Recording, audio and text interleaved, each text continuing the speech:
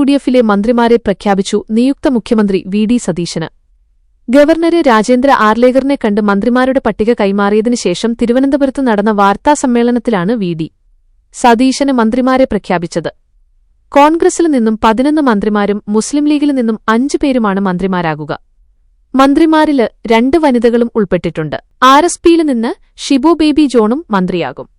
സിഎംപിയിലെ സി.പി. ജോണ് മന്ത്രിയാകും. Chief whip സ്ഥാനം കേരള കോൺഗ്രസിലെ അബു ജോസഫിന് നൽകുമെന്നാണ് വിവരം. കേരള കോൺഗ്രസ് ജേക്കബ് ഗ്രൂപ്പിലെ അനൂപ് ജേക്കബും കെഡിപിയിലെ ഏക എംഎൽഎ ആയ മാണി സിസ്റ്റർ കാപ്പനും മന്ത്രിസ്ഥാനം 2.5 വർഷം വീതം പങ്കിടും.